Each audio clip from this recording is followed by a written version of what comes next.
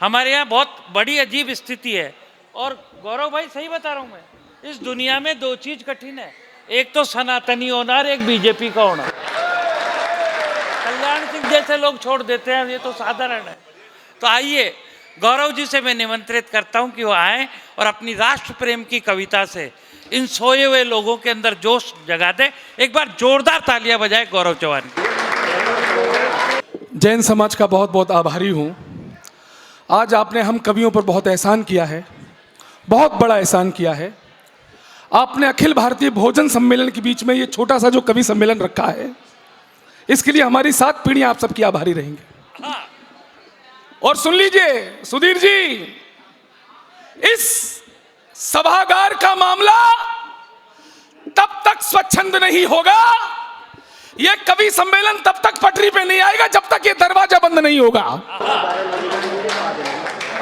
सारे डिस्टरबेंस की ये जो वजह है, ये दरवाजा है। सुधीर जी, अब ये दरवाजा बंद कर दीजिए, वरना मैं 5 मिनट कविता पढ़ूंगा और बैठ जाऊंगा, क्योंकि मुझे नहीं पता कि लोग किस मूड में आए हैं, किस मानसिकता में आए हैं, क्या करने आए हैं। गौरव चौहान को पता है कि वो जैन रथ यात्रा महोत्सव के कवि सम्मेलन में आया है और मुझे क्या काम करना है जैन समाज के बीच में खड़े होकर, वो मैं जानता हूं। वो मैं 5 मिनट में करूं या 10 मिनट में करूं, मैं करके जाऊंगा। मुझे चिंता नहीं है कितने लोग सोए हैं, कितने लोग हाथ बांध कर बैठे हैं, केवल फॉर्मेलिटी के लिए आए हैं। मैं पिछले 11 दिनों में 6 कवि सम्मेलन जैन समाज के पढ़ के आया हूं। वाह। कोटा, उदयपुर, पटना, हर जगह प्यार मिला है। आज थोड़ा सा निराश इसलिए हूं क्योंकि आप लोग अभी तक कवि सम्मेलन की मानसिकता से जुड़े नहीं हैं। भाई जी, सर जी, सर बैठ जाइए। मैं देश का बहुत बड़ा कवि हूं, मुझे सुनने का प्रोटोकॉल है। मेरी कविता के बीच में से कोई ना उठे, क्योंकि आप लोगों को पता नहीं है कि मैं बागेश्वर धाम होकर आया हूं। मुझे कुछ सिद्धियां प्राप्त हैं। जो मेरी कविता के बीच से उठ के जाते हैं, उन्हें रात भर राहुल गांधी के भाषण आते हैं सपने में। पहली पंक्ति रखता हूं, मुझे एहसास करा देना कि मैं जैन समाज के बीच में बैठा हूं। मुझे बताया गया कि इस छोर से उस छोर तक जैन समाज। भाई साहब, ये आपका 7वां चक्कर, इतने में आदमी की शादी हो जाती है। बैठ जाओ, अब बैठो ना, स्थापित हो जाओ, जैसे किसी मूर्ति की प्राण प्रतिष्ठा हो जाती है। बैठे रहो, बस बंद करो ये बातें। 4 पंक्तियां रखता हूं, सुनिएगा। जो प्यासे होठ हैं उनके लिए वो नीर होता है। धर्म का प्रवेश जैन समाज और आप लोग। जो प्यासे होठ हैं उनके लिए वो नीर होता है। दया करुणा की जीती जागती तस्वीर होता है। और बिना कपड़ों के हर कोई दिगंबर हो नहीं सकता। बिना कपड़ों के हर कोई दिगंबर हो नहीं सकता। युगों में जन्म त्रिशला के कहीं महावीर होता है। युगों में। मुझे कोई शिकायत नहीं। ये आप लोग ताली क्यों नहीं बजा रहे? कुछ मैं कवि सम्मेलन खराब करने आए हैं सोच के कि कितना भी स्टार खड़ा रहे, ताली नहीं बजानी है? बैठे क्यों हैं भाई? ये कवि सम्मेलन है, एक हिस्सा हम हैं, एक हिस्सा आप हैं। आप खामोश रहे तो ये कवि सम्मेलन इतिहास बन जाएगा, बीता हुआ। पिछली साल भी हम आए थे, क्या ऑडियंस बदल गई है क्या? वही है। मैं जगाने की कोशिश करता हूं। मेरे चाहन मोबाइल रख दो। वैसे भी 4 लोग ताली बजा रहे हैं और अब तो पुलिस भी आ गई कविता सुनने। सुधीर साहब, जैन समाज, आपका कवि सम्मेलन सफल, क्योंकि पुलिस कविता सुन रही है। गलत जगह ताली बजा रहे हो। पुलिस कविता सुन रही है, जो किसी के बाप की नहीं सुनती वो कविता सुन रही है।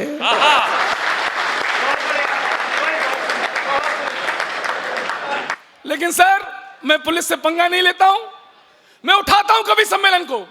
मैं उत्तर प्रदेश पुलिस से पंगा ले ही नहीं सकता हूं। अपराधियों की रात अब जेल में कट सकती है। अपराधियों की रात अब जेल में कट सकती है। अपराधों की संख्या अब निरंतर घट सकती है।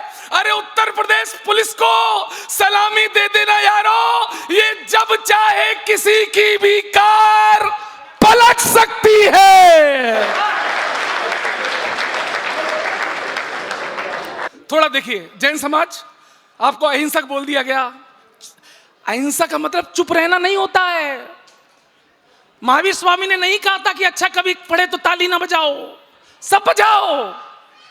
आप खामोश रहते हैं ना तो श्रद्धाओं के 36 टुकड़े हो जाते हैं। आप खामोश रहते हैं तो गिरनार आपसे छिन जाता है। आप खामोश रहते हैं तो सम्मित शिखर पर उंगलियां उठाने लगते हैं लोग। जागिए, मुझे एहसास करा देना अगली पंक्ति में कि मैं जैन समाज के बीच में पढ़ रहा हूं, जमाते इस्लाम के बीच में नहीं पढ़ रहा हूं। क्या बात है। निराश हूं मैं।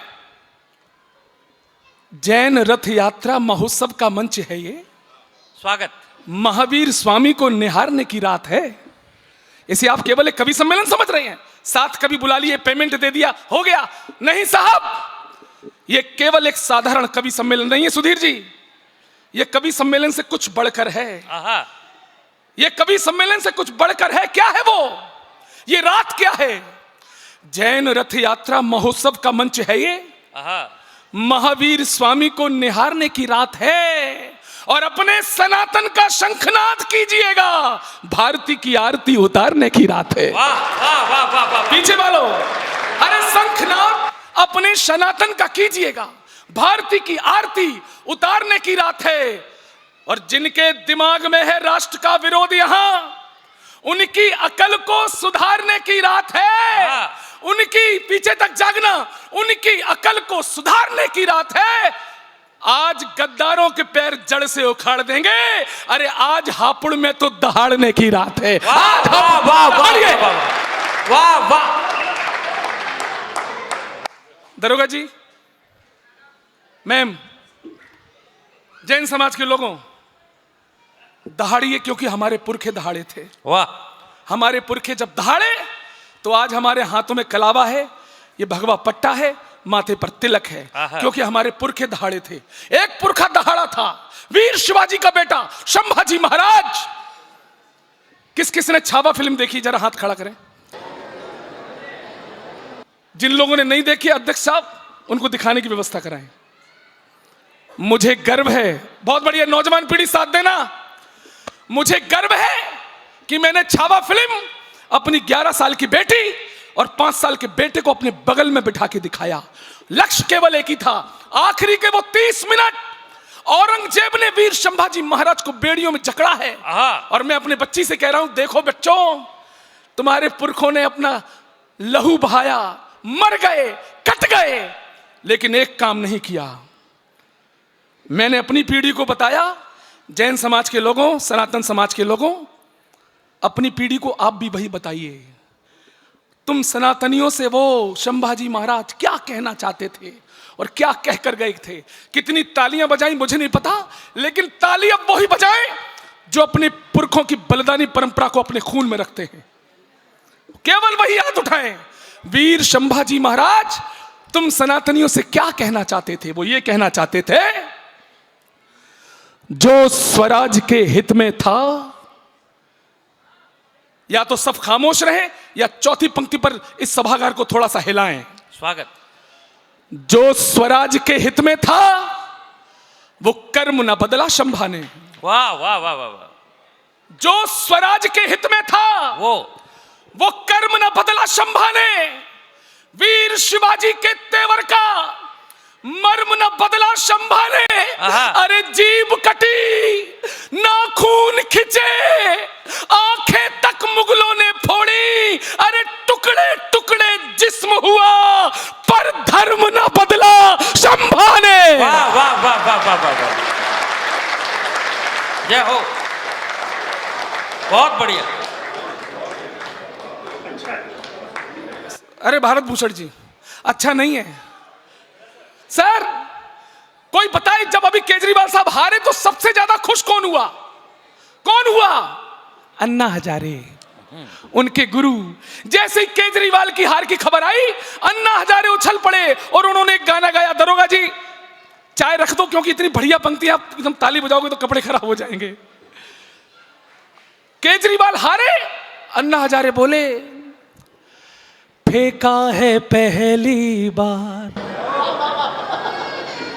अरविंद जमुना के पार। टट सभी लोग ताली बजाओ, नहीं रात भर यही टट ने चलेगी।